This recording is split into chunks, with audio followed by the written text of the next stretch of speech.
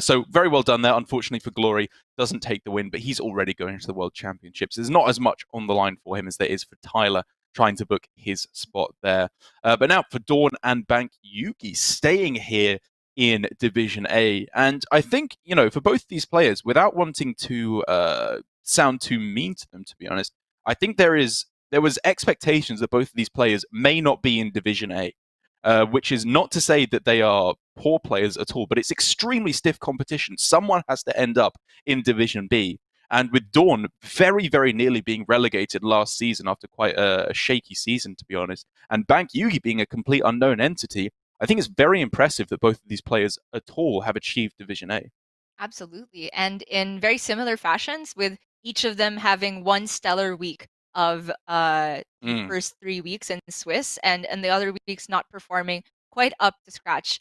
From DawN, he had just a very, very slim chance at the very end there to make Division A and had the miracle run. When we did see him on stream that day, I was very impressed with his lines. I have to say, though, that earlier this weekend, I found his Druid play somewhat shaky, somewhat questionable with certain lines. So I really hope that he will have it together and be more confident with how things shake out. Sorry, that wasn't a Druid. That was a Mage that generated Mount Seller, I believe, or a Rogue. Oh, right. Yeah. Or the Rogue, wasn't it? Because he had Edwin and Questing, and he went for a weird line with delaying playing the exotic Mount Seller for a turn. It was super, super weird, and I can kind of understand why he went for the weird lines that he went for. But it's pretty undeniable that he's going to be having to exercise different Hearthstone muscles here, because Bankyugi has a super weird lineup altogether. He's got the Highlander Mage, obviously. He's got Weapon Rogue, which no one else is bringing, I don't think. He's got the non-Highlander Priest, just straight up Galakron Priest, and a Bomb Warrior as kind of the one standard deck that's been banned away. Every time I look at Bankyugi's lineups, I just don't get what they're meant to do in synergy. So my default assumption is that he just thinks these are the 4 best decks. And in both the Highlander Mage and the Weapon Rogue, the vast majority of the field would disagree with that. But Warrior definitely seems at least somewhat better for this week. Yeah, it's fairly standard stuff from DawN, as I think, you've got to remember, how does the cookie cutter lineup get generated? Someone has to be the one to figure out what the 4 best decks are. And I think for Asia Pacific in particular this season, it feels like it's that cabal of the Korean players who are working together very, very well to set the stage for the metagame. Rivius, Chonsu, DawN in particular. Not sure how Flurry factors into that, with him being obviously teammates and fellow countrymen with DawN. But last season, it felt like the Japanese players who were setting the stage. This time, Koreans definitely coming back on top and showing their dominance. Whereas again, Bankyugi flying the flag for Thailand is going with something completely off the wall with his own strategy here to, reasonable success. I think he's hovering at pretty much exactly the 50% mark with his Highlander Mage, like 31 and 30 in terms of overall game score so far. So it's clearly not a complete dud, but it's not wowing us. He hasn't found seemingly the deck with his strategy here. And if we look at least based on ladder data, what Highlander Mage's good matchups are, I can't really highlight any specific ones other than Priest that you're very likely to see in the tournament meta. And so if we're going to look at Mage as a target Priest type of deck, which is why I kind of thought it was a decent bring for the Specialist week, then we have to see if Bankyugi, the rest of his decks, do they beat Priest? And already looking at the Bomb Warrior, yes, it can potentially have a good matchup against Priest, but Priest these days are running Ooze and Kobold Sticky Finger, so it's not quite as consistent.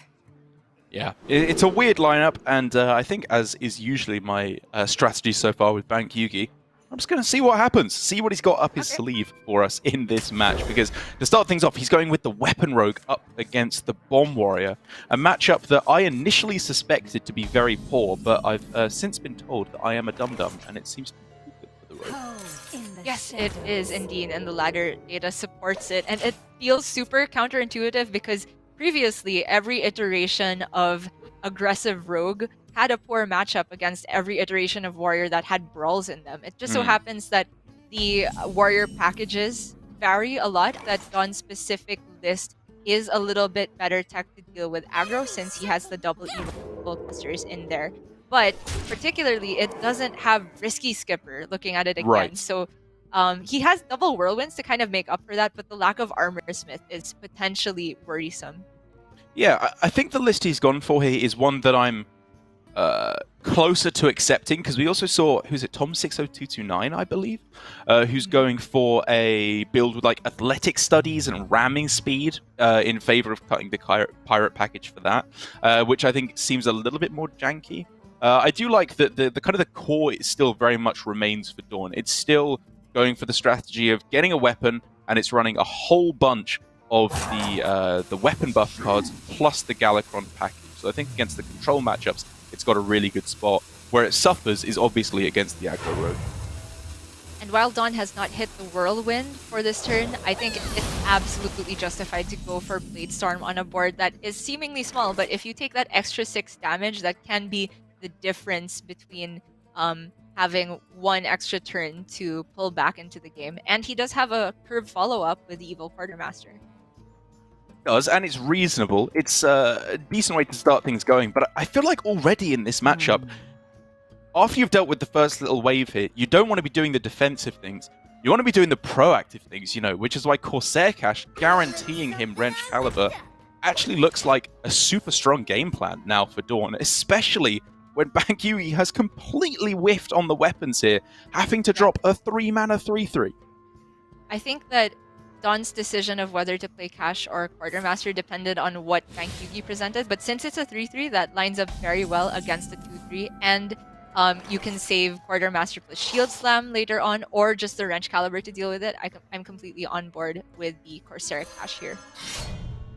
Self-Sharpening Sword, though, is the draw for Bankyugi. Now, all of a sudden, this proactive Vulpera Toxin Blade, because it's not a battle cry, but rather an aura effect, is huge. Instantly gets the +2/+2 buff, damage is swinging in, and while it's far from lethal right now, it's a good step along the way to get there. Especially when paired with the Jandis to kind of attack DawN from 2 different fronts, the minion-based and just make you gain armor, or else you're scared of dying at any point from here on out.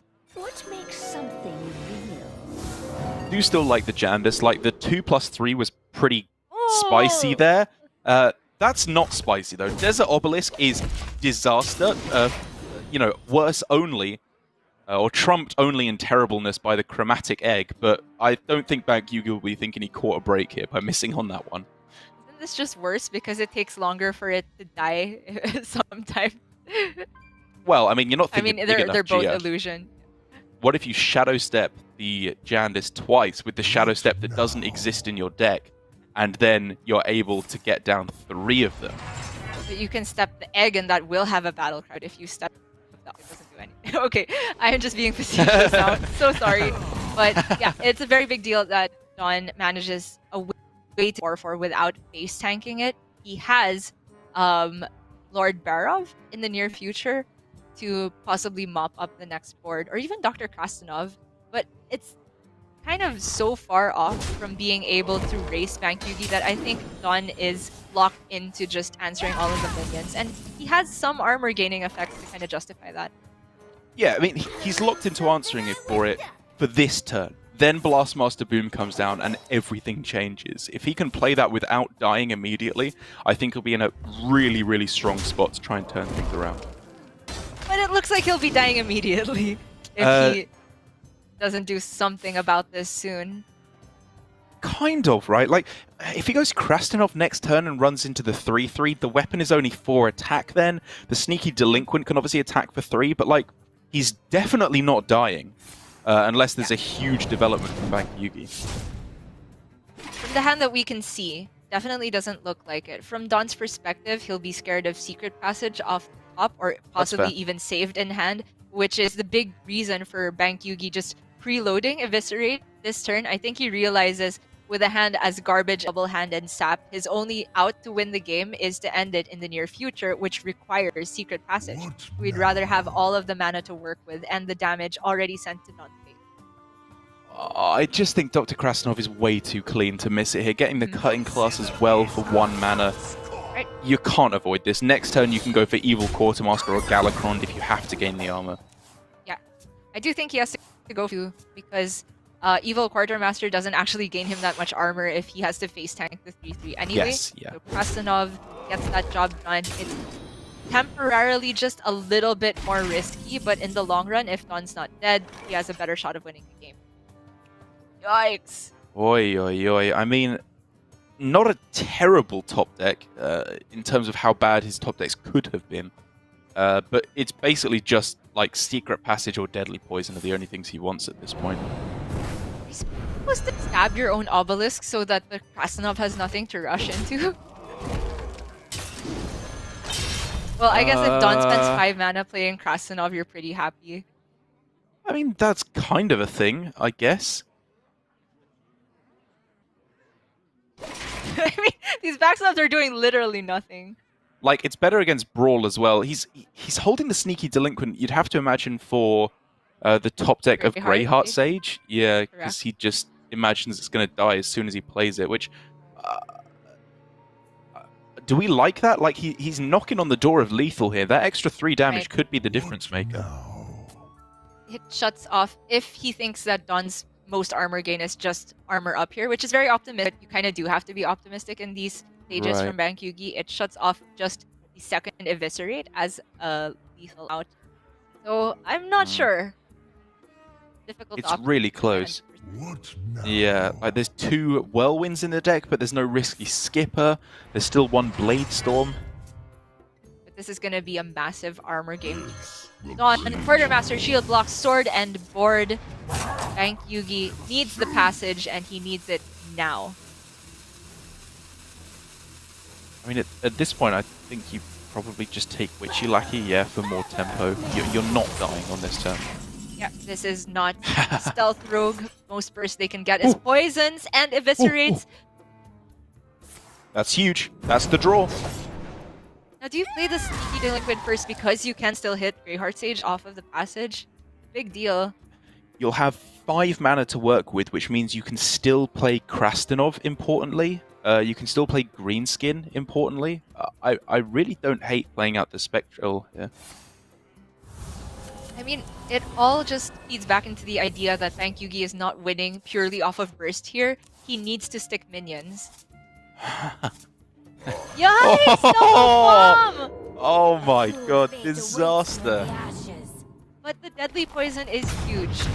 Okay, that one goes off because he drew it. Okay. I mean, it's also not bad. like not terrible to draw the bombs because now DawN's Blastmaster Boom is not that scary. Well, they go back in, right? You shuffle them back. Oh, right, after the passage. Otherwise, yes, it would be insane.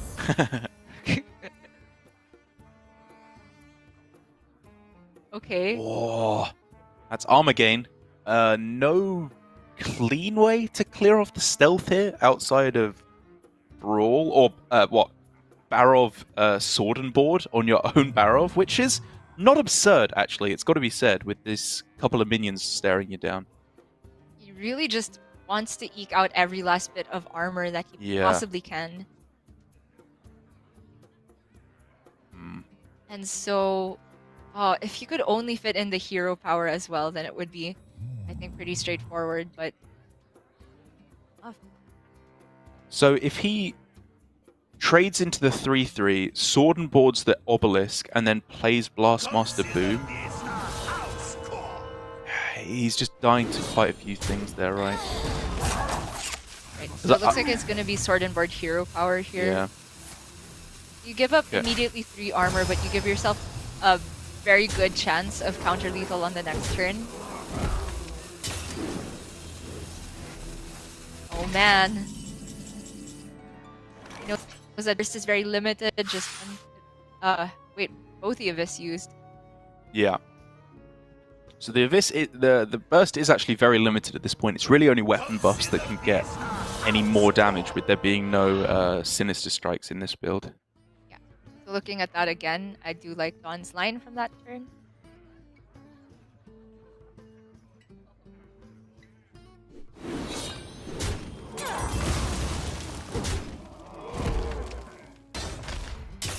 Such a big sword. But on the other think side, he has to trade the Krasinov. oh, he's just dying though, as it currently stands. Like, Uh-huh. he has to trade because otherwise he would be very possibly just dead on the backswing, Oh! especially with Blastmaster plus Whirlwind. That's so gotta be likely GG. lethal. You just play that. Oh yeah.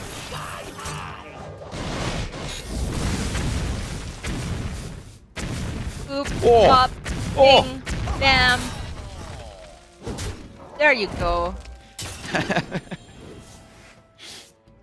Yeah, DawN doing it DawN style there. A very well played game. I think there was a couple of opportunities for him to play a little bit more for an aggressive approach at the end. But, you know, as you highlighted with the specific amounts of damage he was trying to play around, I think playing it safe was a very, very smart way to go about it, and does take a deserving win there at the end in an unfavorable matchup, as it's often pegged. It's very true.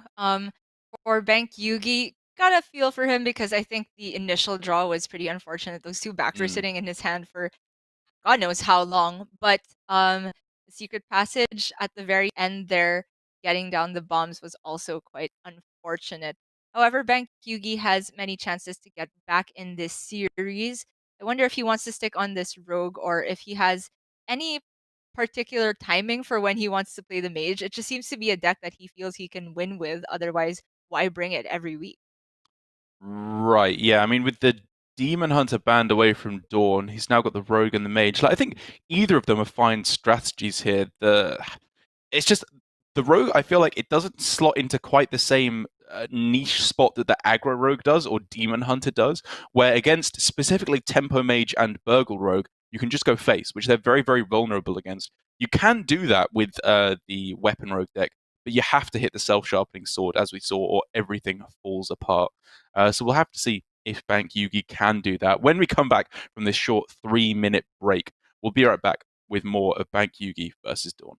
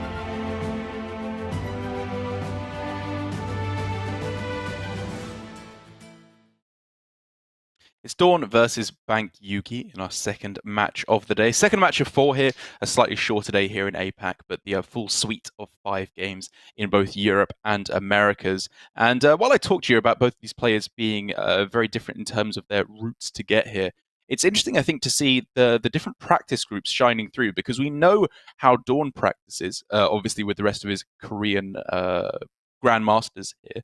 But it seems that Bankyugi seems to favor practicing with a lot of the Americas players more, despite being a player from Thailand. I was talking to him a little bit last week, and he was saying he plays mostly on America's server. He feels very comfortable playing with a lot of the LATAM players, which was kind of cool to hear.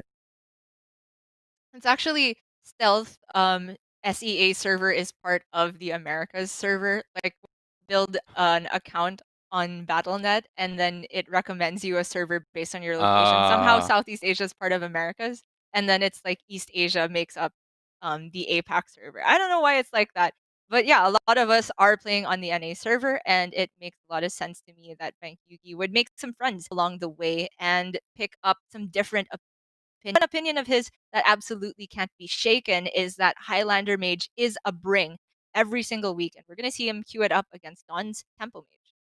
Yeah, nothing can dissuade him of this fact. I feel like it's close to the way a lot of players are going with this, because obviously we have Eddie being the flag bearer for Turtle Mage. A lot of other players in the Americas are joining on to that. Tyler, who we just saw, is a player who was forced to craft full golden Turtle Mage after saying he didn't think Eddie would win with it. But Bankyugi, instead of going for the Turtle Mage train, is instead going with this Highlander Mage. And based on how this is starting out against DawN, I don't expect good things from him in this game in particular. Oh yes, Sorcerer's Evocation with the coin in hand. Do you even keep the Giant there, Derek? Yes, you keep the Giant there. I mean, okay, this is something I've talked a fair bit about with Orange and a couple of the other players who are playing a lot of Tempo Mage. In most of the lists on HS Replay, Giant is the lowest mulligan win rate card. I still love to keep it. I just think when you have exactly that hand with Apprentice and Cyclone, if you can just clear out your hand, play any other cards you get onto the board, you're so likely to be able to play a turn 4 or turn 5 Giant. I really, really like the strategy of going for it there. Yeah, I think that is the type of hand that can justify the Giant keep, especially when you're on coin with that Evocation. I don't like, however, the idea of second Apprentice being kept. Whoa. Oh my god. See it every time I see it. Every time I see it, it hurts me. Raven was even mocking me on Europe for freaking out too much. But you keep Apprentice and Evocation, people. It's what you do. I thought so too. I have to redo my guide there. Or do I? I don't know. No, DawN has to watch your guide. Straight up. I just disagree with this. I know he might be looking for the spell damage minions, Cram Session, maybe a Mana Cyclone, but I mean, even then, I don't want to generate spells. I want to play a 3-mana 8/8. Yeah, I think especially against Highlander Mage, getting down early Giant is a huge plus side to your win condition, because when Highlander Mage starts being able to remove those things is towards their 8 mana, just cheating out Fox, etc. If that comes down before Reno and or before Dragoncaster, you're so far in the lead. You are indeed. I mean, he kept the Apprentice at least. You know, that we can agree on. Apprentice is absolutely what you're looking for. Okay, well, this is the hand that if you are tossing Evocation Giant, I can't imagine that you would rather have anything but Lab Partner into Cram Session.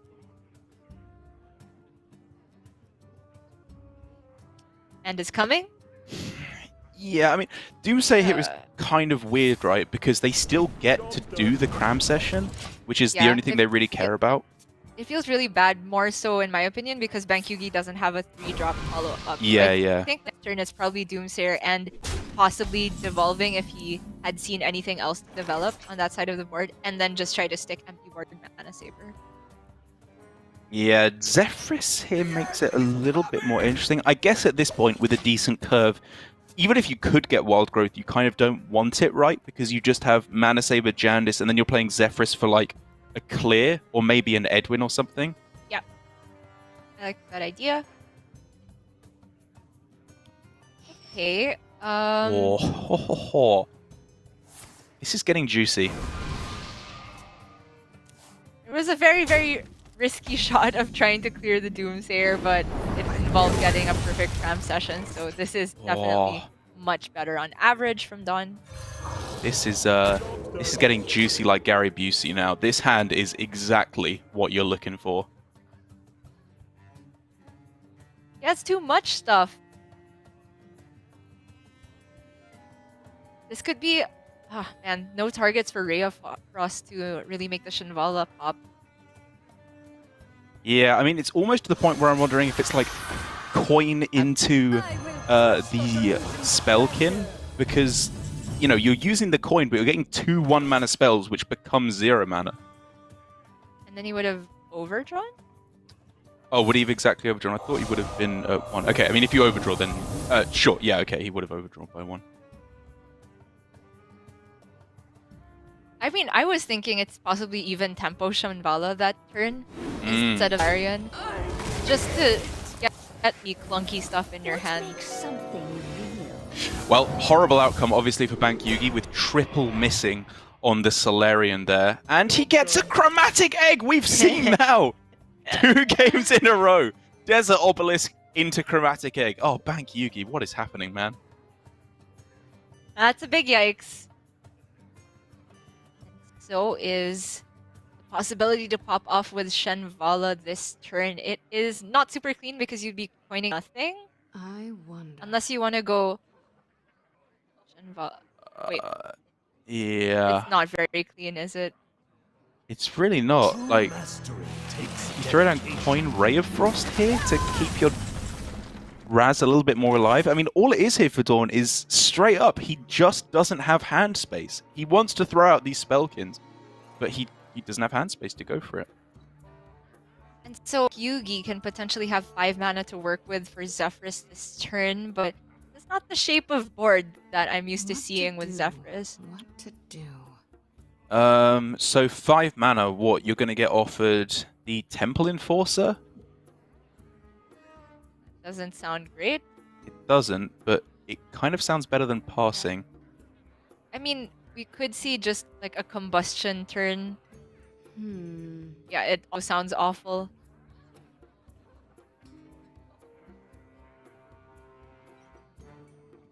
There's no way to maneuver the Blizzard into being very good either.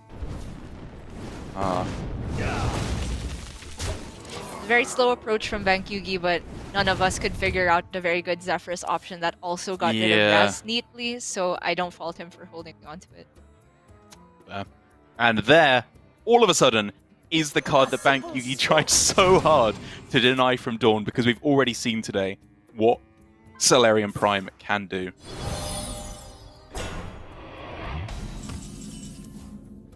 Okay, this can be a Blizzard turn. Or the Rolling Fireball ping, very clean. Fireball ping. Zephyrus again. Yeah, it's not really giving you what you need, is it? I favor saving it. I mean, Bankyugi's just got a very stall-heavy hand, and the box is very likely to be open since he has ways to get rid of the board after this, either with Zephyrus or stall it into Blizzard.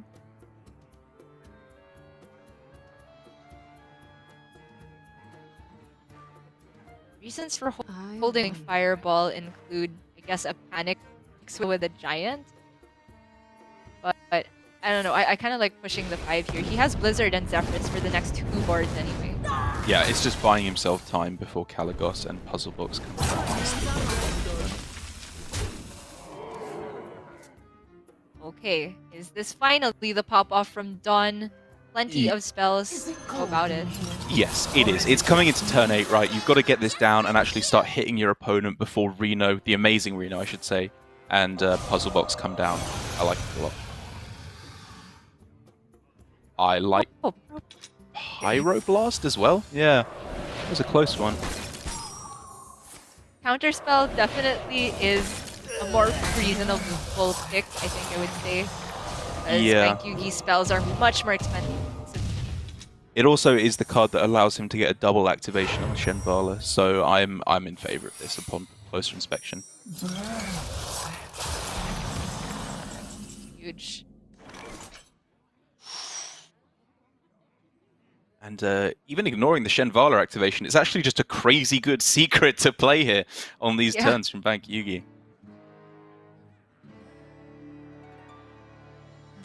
Zephyrus doesn't know what the secret is. He won't help you try to play around counterspell. And so Zephyrus here, it gives Betrayal as a good option. Yeah, I guess that's pretty good, isn't it?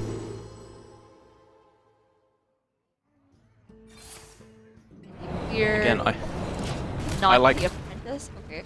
Yeah, like I knew it wasn't going to give Frost Nova there, but it still kind of surprises me every time I see it not offer Frost Nova on boards like that. Like, it's so much damage that you're just chunking if you leave that up. Yep. Well, it works out for Bankyugi as long as he feels confident that he can get the Blizzard down next turn, and then you just rely on the box to do things. Often feels like that is the entire centerpiece of this Highlander Mage deck. Can freeze his own guy if he wants to generate more spells off of Cyclone. And for DawN, I think you absolutely do just go in with the Mana Giant this turn. From his perspective, this is going into 9 mana for Bankyugi. His last window before box and Reno. Yes. So you do just want to push. You won't have the read on Blizzard into Puzzle Box, which is the punish.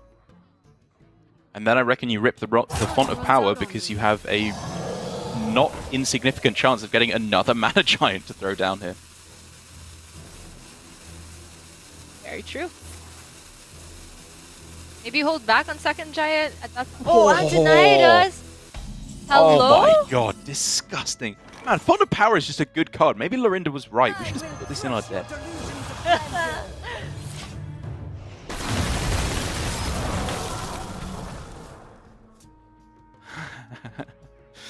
Well, at the end of it all, unless he's dead on this turn, which is obviously extremely possible with Solarian Prime, it's a pretty clear game plan for Bankyugi. Well, DawN will certainly be expecting that Bankyugi's held on to either of the Bombshell cards for the next turn. So it's a question of whether he wants to just take that slow turn of Antonidas, generate your Fireball and a random spell guaranteed, or if he wants to build a bigger board and say Puzzle Box doesn't always deal with this. This, however, is so much value. Hello? What? Yeah, that's pretty illegal. Straight up. Ah, Blizzard, he can delay longer. But do we not just take Pyroblast here? Like, you can go Puzzle Box, hope it does something, and then True. shoot them in the face? That's true. Like, this doesn't clear the auctioneers. I guess you can trade off I guess one. at this point, the auctioneers are kind of actively bad for DawN. You'll start overdrawing soon, right? Like, the first spell, probably still good, but anything after that, DawN is in space issues. Right, well, if you've got some mage nonsense, DawN has some of his own here. Imagine if this Prime cast counter spell back.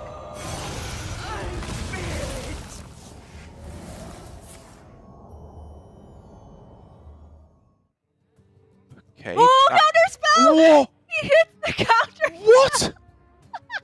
What? Oh god. Yeah, I So can DawN- overdraw a bit, but who cares? Yeah, I mean, DawN Only has to scared have of the amazing read. Reno, right? Yeah. Yeah, and he's got the read that it's not there, is my point. Like, it would have come down last turn, I think it's fair to say.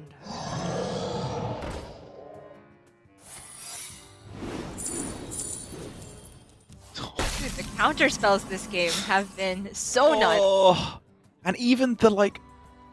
Okay. Yeah, I mean, the Incantus Flow is insane as well, because now he has 0 mana spells with Archmage Antonidas. You get rid of the counter spell, 10 mana left. Well, box still playable because Caligos just stuck. I didn't realize, I didn't comprehend that Caligos survived that turn. So there's outs for Bankyugi. Pretty good start. Uh-huh. Useless. Could be good. Useless. Decent. You take that. Okay. It's not enough. It's not enough. That's good, but he needs more. You can ping! You can ping and trade. You can deal with the giants at least. Time runs out on me. I've never been more excited about a ping in my life. I can ping. Okay. Oh my god. This the auctioneer is so bad though, because he wants to go Tony and then make a bunch of fireballs. Right. I think you might just play Jandis here. Okay, what if you go auction? Sorry, what if you go Apprentice and then Antonidas, and then you can even just play Violet Spellwing as well if you want to, and then just play like all the magic tricks. I think the fireball generation happens before anything else, right? But I'm not 100% on that interaction, so doing this from DawN just does guarantee a bunch of fireballs in hand. Yeah, I like it. I like it. Well, like a pair, not a bunch, but that's good enough. Yeah, it's enough to represent lethal next turn. Something mighty impressive has to come down here for Bankyugi, and I'm thinking it's Reno or bust. Oh, no, what am I even talking about? Because of the overload. Oh my god! Oh wait, yeah, it had to be Solarian Prime as the only out. Correct. Knowing that there's double fireball in hand, Reno to deal with the board does not pull Bankyugi out of this one. And to be fair, asking a lot of Prime. Generate a counter spell and a way to deal with the board. Oh, that's the fifth spell. Not it. A ridiculous way to close things out, but a well-deserved victory from DawN at the end there. Again, you know, right back to the start, I'm still skeptical of his mulligan to get rid of the evocation with the Apprentice. All those early turns were super complicated as well, where he was running into loads of hand space issues consistently. Apprentice hardly did anything that game. It was so strange to see the way it panned out. Right. Yeah, I mean, it got played right, but there was still another one in hand right from the start. I mean, it's what can happen with the deck. This is kind of the downside of running a 5-mana card that adds 2 more cards to your hand. It definitely detracts from some of the flexibility of the deck, but you do have those power spikes where you can hit a bunch of 1-mana spells that are super strong. And it feels like, what, the third game now on stream that we've seen this Highlander Mage just kind of royally flop for Bankyugi. Yeah. We have seen it do very, very well on other occasions, but if my qualm with the deck is that if you rely on box on almost every situation to win a game, then it already has that failure rate of when you don't draw a box, what's the plan? And yeah, it does beg the question, doesn't it? DawN, as you can see there, is so 2013 with this rogue deck as well. But I think that does demonstrate, with a fairly positive win rate, what his main strategy has been going into it. Playing this a lot in Specialist, I have to imagine this has been the deck that he's been piloting the most, because it does demand a lot of reps to be able to learn the deck, all the different interactions you have to be aware of, what you're generally working towards as your win conditions. And now lining up, I believe, against Bankyugi's rogue, the weapon rogue, things could get very interesting, because I don't feel like either archetype has an overwhelming advantage going into this matchup from the start. Looking at it at first glance, I tend to agree. Bankyugi does have one sap in there to counter the first questing or the first Edwin that comes down. And he has that possibility of course, just ignoring the board because he has so much more burst available in his deck in the form of the self-sharpening sword rates than DawN does. But I think the Secret Rogue can more consistently get onto the early board, and sometimes just going wide with small minions can be annoying when paired with secrets with Pinar. So holding on to the Wand Thief at the start, I find a little bit interesting on the play as well, because you know, it can find you some of the good cards to counteract these stealth minions like Arcane Explosion, Arcane Missiles, Devolving Missiles, but you got to activate it first, and it's not playable as a 1-drop, which is, I think, what I would prioritize looking for a bit more. I mean, I say it is playable as a 1-drop, but I wouldn't like to do that. Yeah. It's not ideal, but I was going to say, I think DawN kept it just to make sure he had a play on 1. Okay. It's a very, you know, pessimistic keep, but if he feels that if he can just disrupt the early Spy Mistresses from Bankyugi Worgen Infiltrators, then he'll have enough time to put together a win condition. I just respect the decisiveness, if nothing else.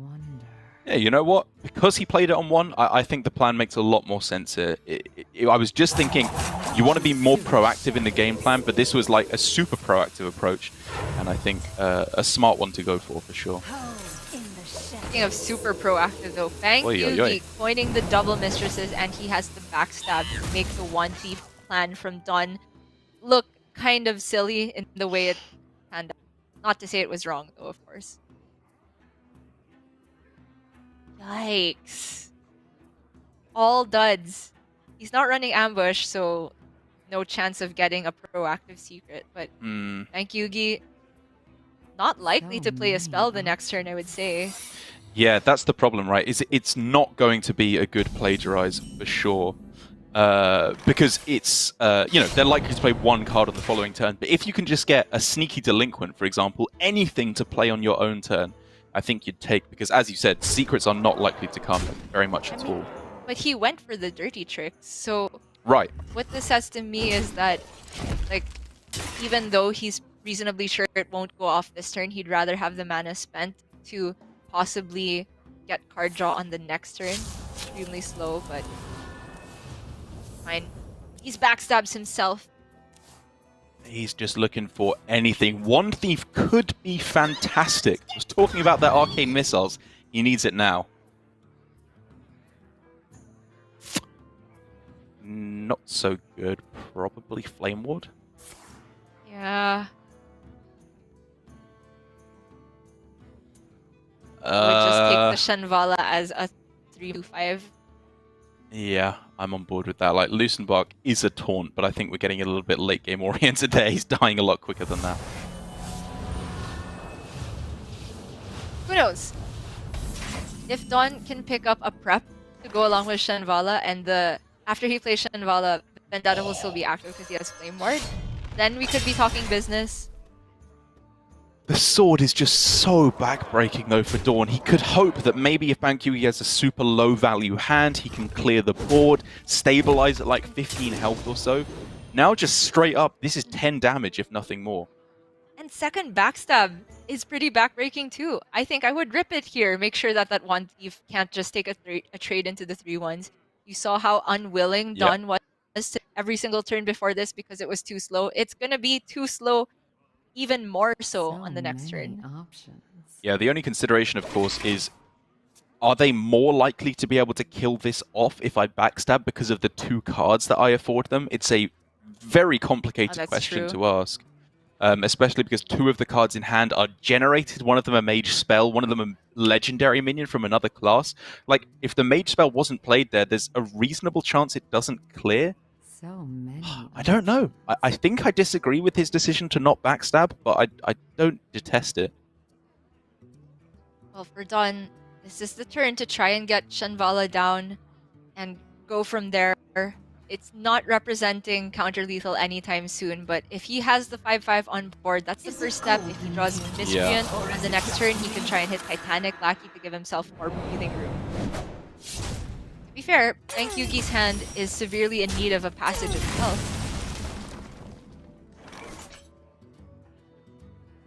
Yeah, there was the line to try and like leave up the 3-1 there and step your Wand Maker to get, or Wand Thief, sorry, to get another spell to throw down, which, again, if you hit the Arcane Missiles, is absolutely insane and very possibly game-winning for DawN, but if you miss, it's disastrous.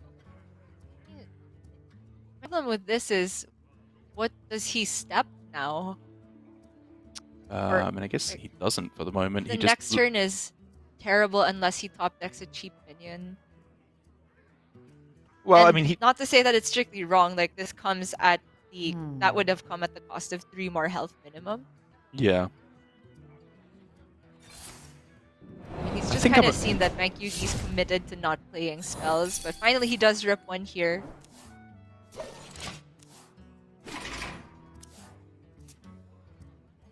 Ooh, this neophyte. Ooh.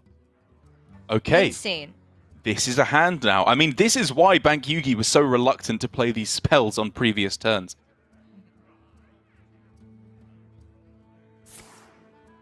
And now it begs the question again of, are you supposed to go for Giga Disruption turn or several medium disruption turns?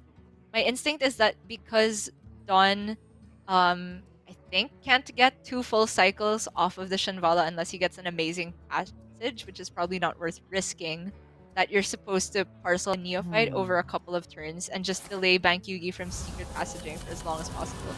Wow! Doesn't play it at all! I'm Lord. Okay, obviously he wanted to just race Edwin. Now that I see the Edwin, it makes sense, but that felt giga risky.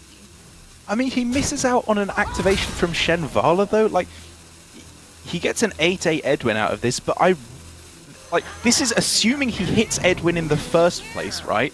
And outside of that, he could have just gone, play the Neophyte, step the Neophyte, play it again, save a Shadow Step in hand, maybe step it back again if he wants to, and then just, like, play, you know, whatever, play the Flame Ward there. It's not terrible. Yeah, that felt weird. And he didn't even go for the Edwin in the end, which... Right. I thought that Edwin was the main reason for going for Secret Passage. Even then, the reasoning is shaky, but if it's given to you and you still don't take it, I'm just completely confused as to what DawN was aiming for.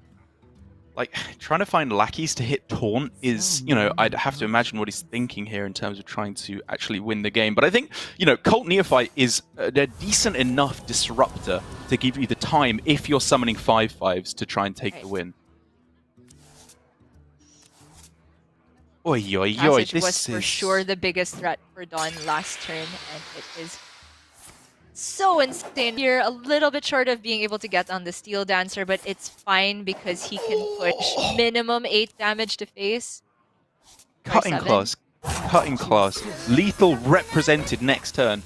DawN has to hit a taunt or somehow generate some heal.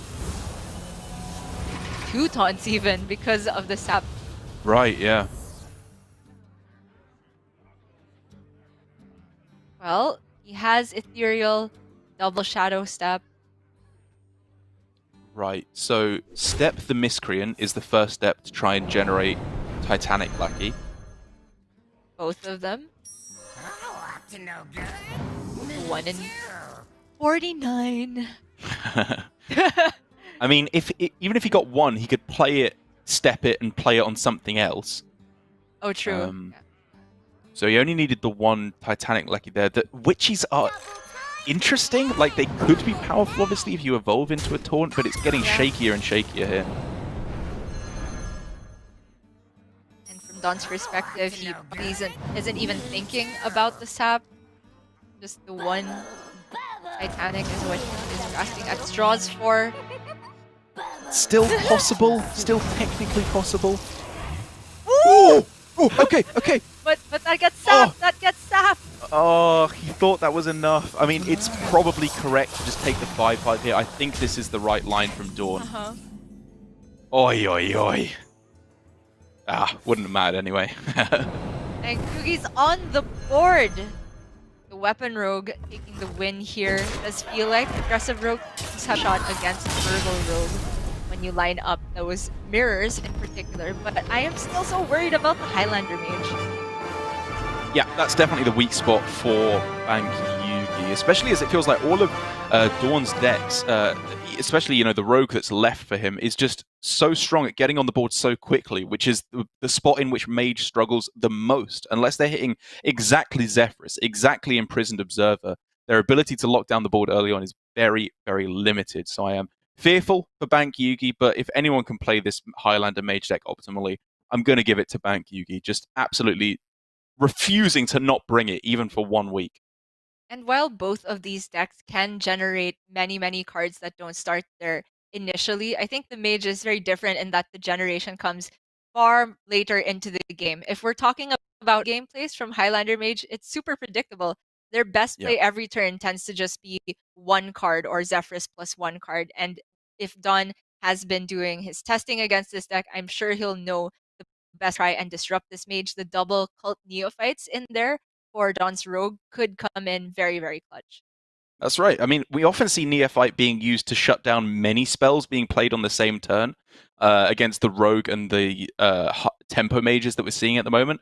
One thing we don't often see is just making Blizzard cost 7 when you're on turn 6. Maybe making Power of Creation too expensive. Puzzle Box going up to 11 mana on a 10 mana turn. It's, like you said, I think there's a lot of room to play creatively and to maximize your chances in the matchup.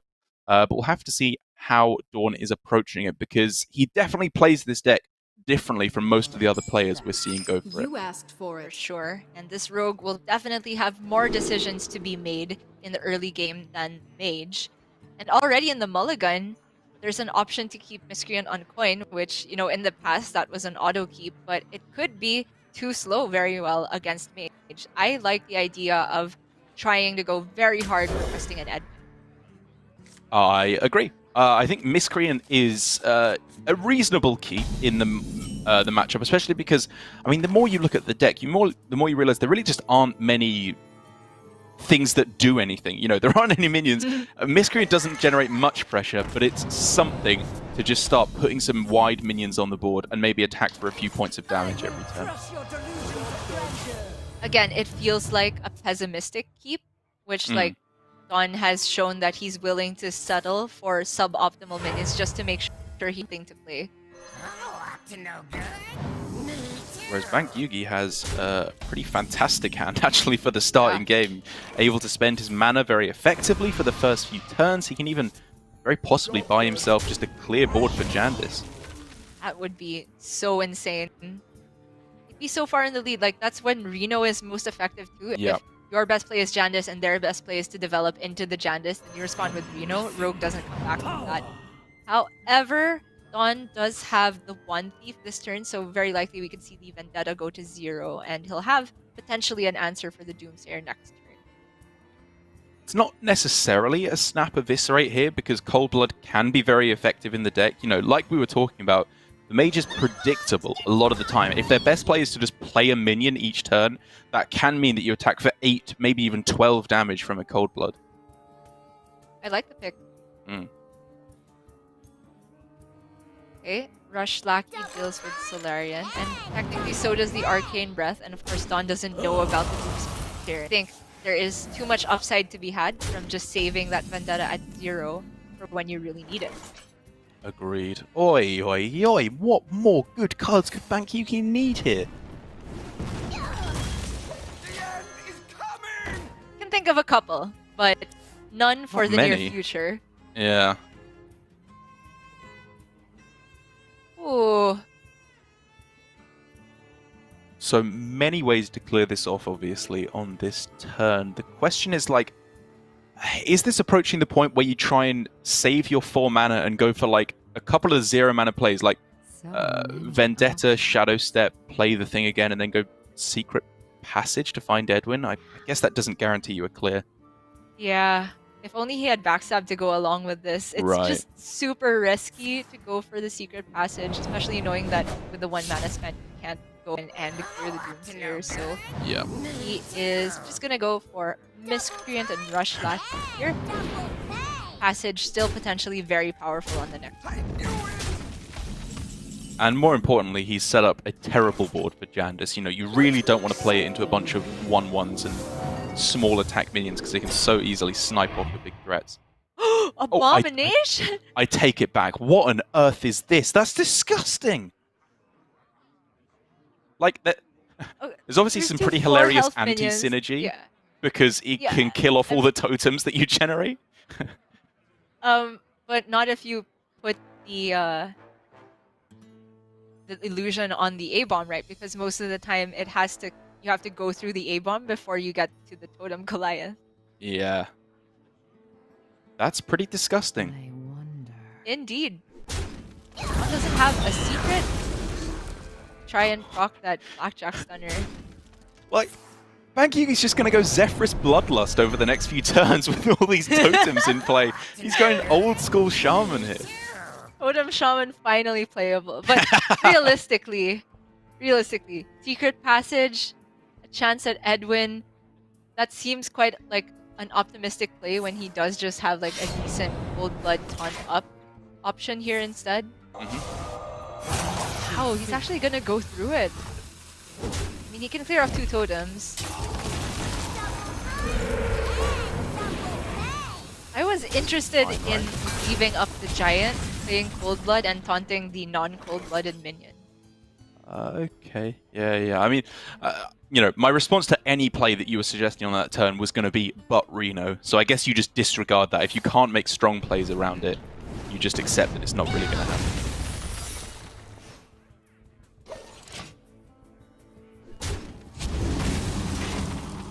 Clean and simple clear for Bankyugi. This is much more looking like the ideal type of Mage game and just staying ahead in the entirety of the early game. And now we're entering the Bankyugi can start putting down the power plays turn after turn. Give me a quest. That's a pretty spicy draw, though. The taunt is kind of weird, because obviously going into turn 7, if you're going to have a taunted up question, you need to make sure it's very big so that it can't die to a Tiamat. But he can make sure of that, right? Yeah, if he steps and just plays another, I guess, Titanic Lack. It feels super low value, for sure. But he does have passage on the follow-up, so I like, yeah, this gets it to the perfect 6 attack to make sure that Tiamat can't value trade with a Wind Fury. Don't let the Yeah, I think it's definitely the way to go. It also means that Reno the Relicologist can't clear anymore. Just makes it very, very difficult for this to be an effective clear on the questing. And commits the Stunner, just going all in on the questing. You can respect it with the passage in hand, but Zephyrus can just make quick work of this with, I guess, GH. I wonder. Yes. Yeah, like Mana Saber Frost Nova, or I guess Mana Saber Zephyrus Earth Shock is probably what he's going for. Yeah, this seems better. More tempo. Yeah, sets up more flexibility on the next turn. And he can even just leave it stealthed for a turn, actually, and just set up for Caligos a turn earlier as well. It's true. Okay, well, it's not necessarily a passage turn because the Wrap Golem is just like a decent on-curve minion here. Yep, he knows it's not Mirror Entity because it was played from the deck, so I think, yeah, just throw it down. Make it a decent play while you can.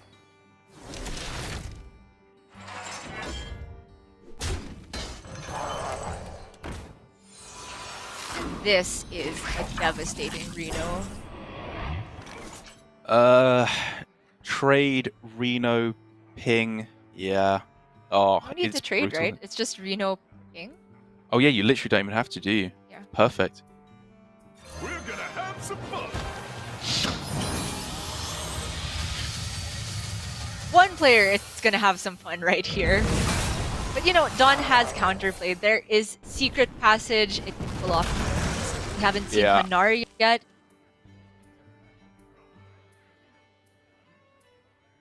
So upside of 3 immediate damage to me doesn't feel like it's worth the near guaranteed getting Caligos down. Although now that I look at the hand, the Caligos doesn't even really combo with anything worthwhile. Yeah, it could obviously discover something good, but Tiamat next turn is very possibly just a better play on average. Okay. Okay, that's another Secret Passage, which means he can miss Edwin here, that's fine. And still get there off the second Secret Passage. Goes. Yep. Go again. Reroll.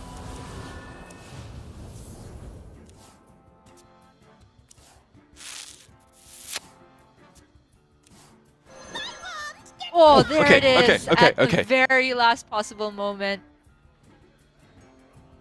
Sure, Home that's Dragon cheap. Sword Edwin. Hello? Oh, what's good? Oh, why didn't he pick the Pyroblast? He could have gone ECL Pyroblast. Okay, whatever. Too soon. I'm skeptical about the Katrina compared to Omu, because you've had like a ton of lackeys die this game. At this point, I'd rather take like Omu just as a tempo 5/4, essentially for 0 mana. Yeah, I mean, I as think the thing is, opposed like, to Katrina. he's going to run out of mana so much, so it's literally just Katrina is a bigger body. It almost doesn't matter what they cost. That's fair. But that's a big Edwin with no immediate answer, right, necessarily. There's Tiamat Nova available, or I guess he's going Calic Nova. I kind of like the idea of Tiamat Divine Shield Wind Fury with the Nova. Yeah, I also did like the look of that to represent lethal on the following turn. You can follow up with Caligos to find a freeze, but this is even better. This is the upside he was playing for. You know, you can hit the dream spell here. And now it does present lethal. can step back the Caligos, and even with Mana Saver, you can't play 11 mana Caligos.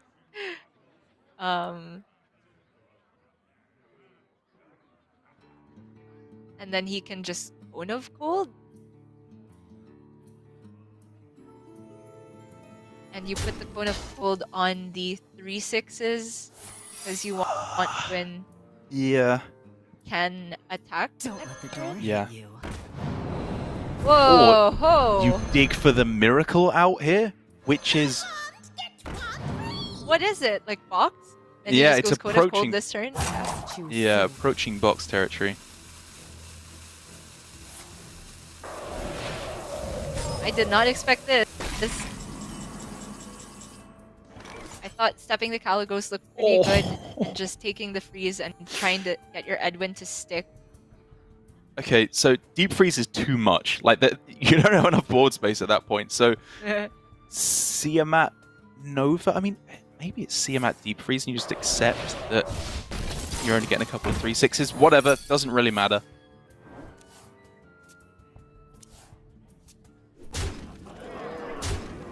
Bankyugi. Actually, if he knew that DawN has a mage spell, and he does from the Wand Thief, then board space Yeah. does become an issue. Because you could get frozen. Well, Blizzard does create space because it kills off the Mana Saber, but if this were just a Nova, potentially very problematic for Bankyugi. So Ysera, and then you die. You can't go Ysera prep Blizzard, unfortunately. Only had some lightning blooms. Yeah. He'd then be close, but still not quite. So he's Okay, setting up for I like please this don't line. let there be any more freeze, and then Scenarius one-shot kill lethal. Yeah, Okay. it's as opposite as any line you can take at this point, I think. I think And it's a from good DawN's out. perspective, like, surely the Edwin can attack next turn is what he must be thinking. Foolish mortal.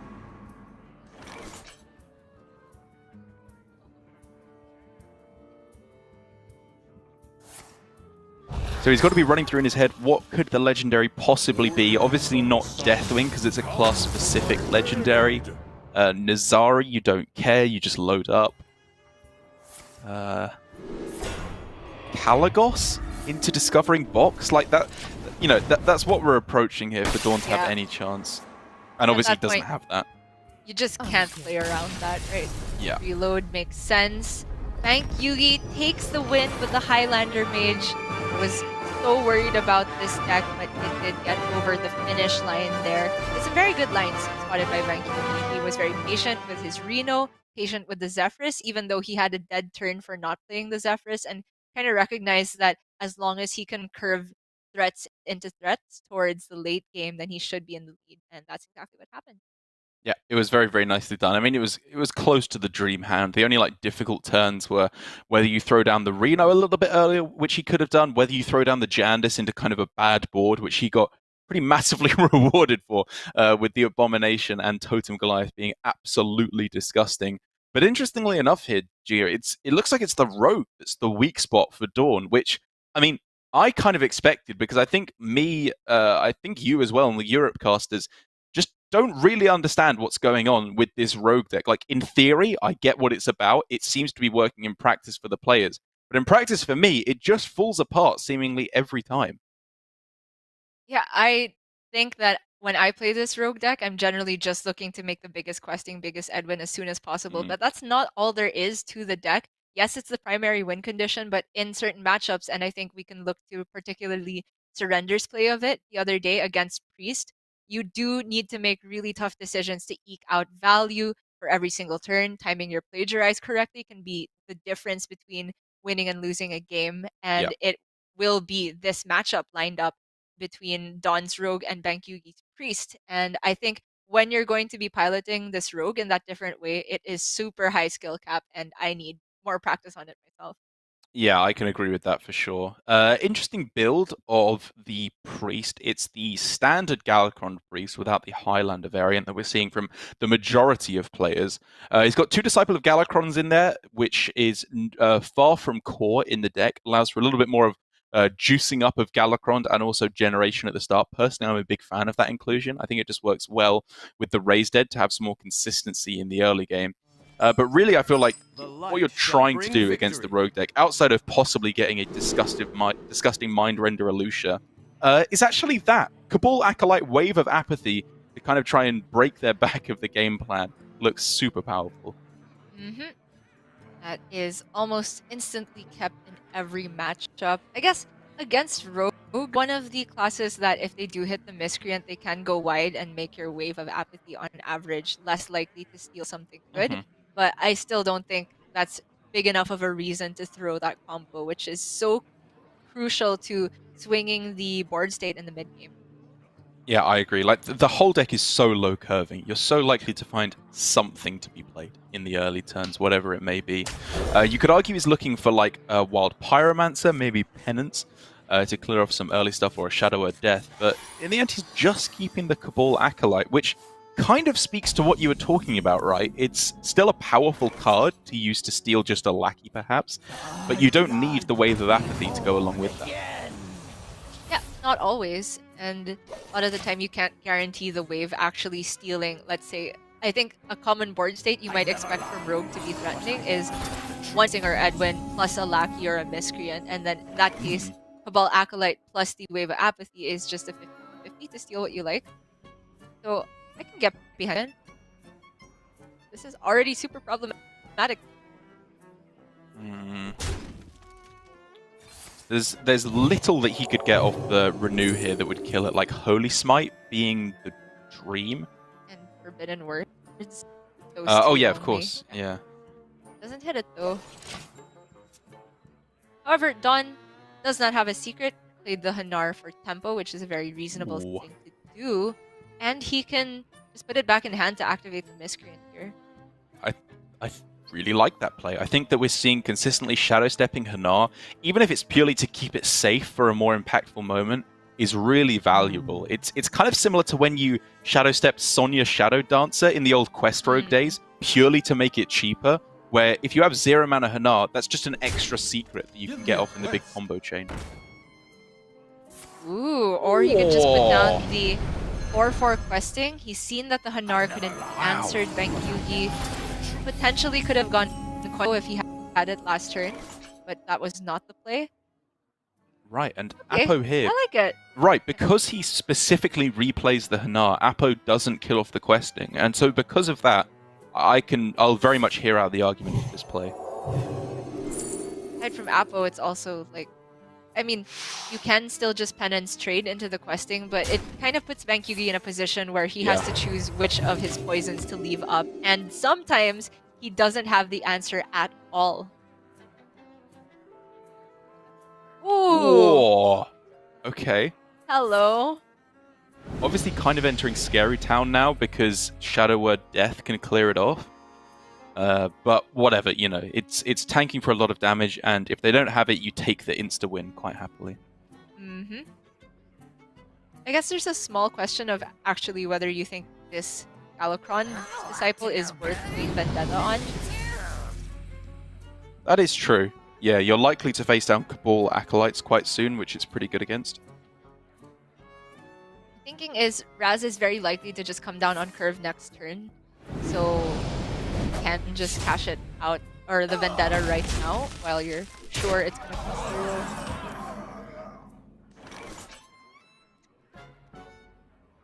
Oh, and this is where things get tough, right? Because there's obviously the play on this turn, right? You can just try and snipe the questing with the Cabal Acolyte, but I think because the failure rate is so rough in that instance, you just take the Shadow Word Death and move on with your day. I mean, just go for the thing, and even if you don't clear the questing, at least it's neutralized for the most part for the next turn, and then you can Shadow Word Death at the next turn and hopefully have a better way to spend your mana by that point. The problem is, you know that there's 2 lackeys in DawN's hand, so at the very least the questing can go up by +2/+2 immediately. Which, to be fair, +2/+2 plus the other 1 attack minion that remains on board, assuming you don't steal the questing, is not enough to get through a Cabal Act. Yeah. Again, it's tough because if you steal the questing, you kind of just have a 33% to not win on the spot, but be super far in the lead. But these Cabal Acolytes are just going to be good the next 2 turns. I think you're quite happy to just go Cabal Wave or Cabal Coin into Cabal plus another spell. It's pretty easy. Okay. So many. For the most part, Bankyugi knows that he's not going to be taking that much damage. Hanar has been on board for so long that if DawN had a secret, it feels almost certain that he would have played it by now. So definitely a safer route to be there. Now, here's the thing. What had been setting up for a while. A Wave of Apathy that obviously did not start in the deck because that would be far too simple. And stealing Hanar, you know what? You're happy. You've denied the secret train from coming off the top. It's not the best, but it's definitely not the worst. This is tough to optimize from DawN. He could, of course, just get down a reasonably sized questing this turn. Like, just play questing 1 thief, and if you don't get a great spell, Witchy Lackey Give me a mechanic. quest. But there's an option to start with Witchy Lackey 1 thief and look for a way to deal with the Cabal immediately. Yeah, it's tough. There's not many really good spells that you can get here. I guess you take a secret like Mirror Entity is probably the best you can get and try and snipe a Murazond, for example. And it activates your stunner, of course, importantly. I want to see Miscreant hit the 2/6 and then evolve the Miscreant before you go for the Titanic, because there's some worlds where you would rather hunt that.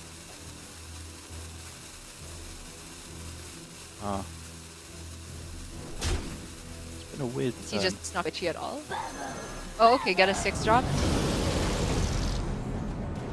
Whoa.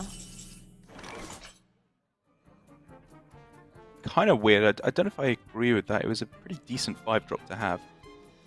Yeah, just like the Raz stacking damage is also just pretty juicy, even if you don't have spell damage minions. Yeah.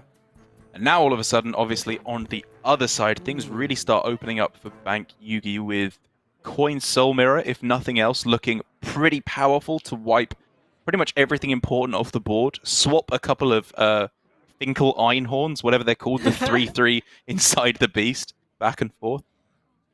Yep, that's pretty funny. And it's also the right play. Yeah. You get to have the best of both worlds.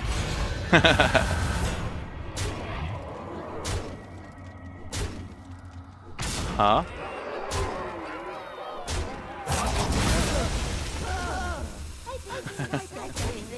Feels like battlegrounds. Yeah, it does. You have a thing. Oh man, this has Okay. to be the craziest one thief.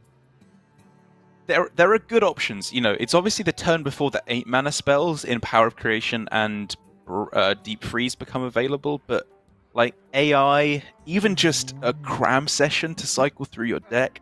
I'm thinking bigger, Dark. I'm thinking Evocation. As the Okay. out. Yeah, that would be probably the best card.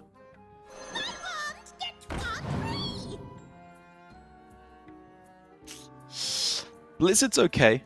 Yeah, you It's settle. not bad. You just take the best control of you can of this current board and then kind of accept the fact that if you don't top deck Secret Passage soon, you're losing the game. But at least this does give you the out of Secret Passage and you stay ahead on board. Oh, but now it just starts becoming so clean for Bankyugi. He can go about this seemingly however he wants to. He's locking down the board. Twin Tyrant is a fantastic card to generate.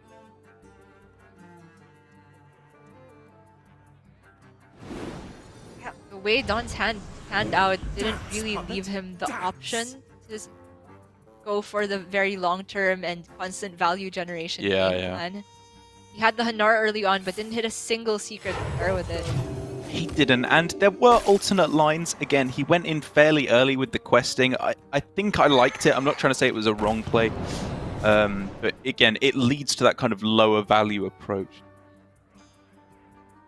Your presence offends me. And while it does seem upwards of 90% that Priest has well and truly won from this spot, it's gonna be a while before Yugi can actually deal lethal to DawN. So every turn, we're gonna be thinking about passage as an out. I mean, the decision last turn on its own was kind of interesting because Aeon Reaver is like the backup plan. It's a less good card the vast majority of the time than Twin Tyrant, just being able to slam that down here on turn 8. But it's the contingency against a large Edwin. I think in case he hits Secret Passage into the perfect Edwin, it's nice to have just as the final way that you lose. Your presence offends This was me. a relatively clean Breath of the Infinite, but boy do I wish Bankyugi had just gone like Raised Dead Flesh Giant. He could have still just taken pretty good trades on the board and had an 8/8 on the night. And very possibly that is just dealing lethal sooner to DawN, which at this point, if Bankyugi just goes quickly, that's less chances for DawN to draw Secret Passage. Okay, again, good card to get here, relatively speaking. Box for next turn. Yep. Oh. Yikes, all garbage. Oh, he hasn't hit any of the good stuff. The Power of Creation, Evocation, even Deep Freeze, Box, and Potion of Illusion potentially. Yeah, it's just oops, all secrets here for DawN. And so how do you... I mean, again, just Flesh Giant, like with a Raised Dead and a Penance, like you can throw in whatever you want along the way, just test for the secrets. I guess you're playing around Mirror Image as the one thing that can go wrong. Yeah, so you can start with Raised Dead. If he gets a cheaper minion, he can test for Entity that way. Yeah.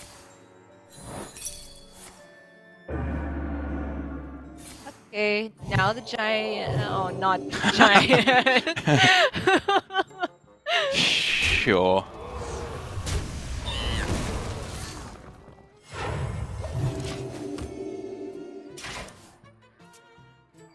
Why? Hold him in hand. He's so cute. Just let him come out to play. He's so cute.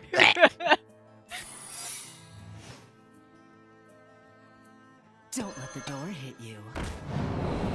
Well, there's the old Saparoo, which I guess maybe is something Bankyugi was afraid of in spending all his mana on the Flesh Giant, but I mean, now Cabal Acolyte, Raised Dead, Flesh Giant, again, so far in the lead on the board.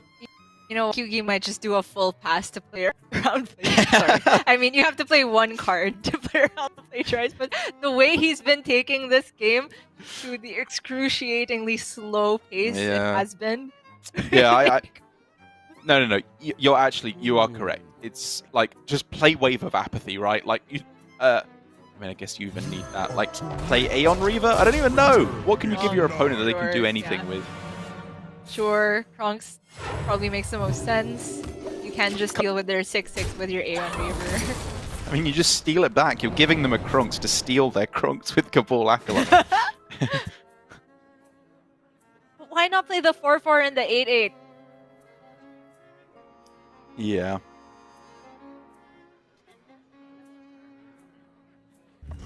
It's all just buying time until the Secret Passage comes down. It's the only out the door. No reason to keep the secrets, really, because Hanara's already been played and died.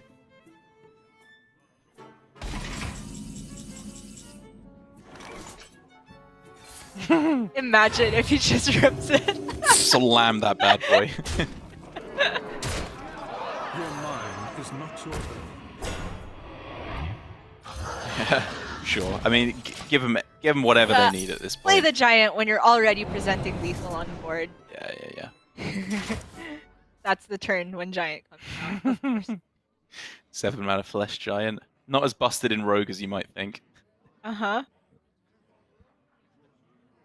And that is... I know that you think Mana Giants are cuter, Darrow, but... I get Mana Giants are super kawaii. But for DawN, it's just too much. The Rogue, after being 2-0 up against Bankyugi, falls 0-3. And Bankyugi, his tiny dartboard, and I'm sure everyone in Thailand is very, very happy right now. with a pretty good performance. Just hard targeting on that rogue deck. Whether or not he anticipated that would be a weak spot is obviously another question entirely. But I think showing good understanding of how you just surgically take that deck apart. He has been very deliberate with all of the lines he's taken, and you could just see that he's considering, even though he's super far in the lead, is there any possible way I lose? I can't think of the punish for not playing the Flesh Giant a bit earlier, but maybe it's something in the realm of like second one thief into like pyroblasts, and so you don't want to take the damage from the raised dead, something like that. I still cannot bring myself to get behind the Highlander Mage build, but Bankyugi is at the very least putting out average results with the Mage and average results with his match score, as he's now 1-1. Yeah, and if you can go average in Division A, you're happy. You only need to not do terribly and end up in 7th and 8th. So for Bankyugi, it's looking like a very decent start as he now equalizes with DawN. It's very much ending up around the middle in Division A. We have Tyler, Glory, DawN, Bankyugi all on 1-1 there.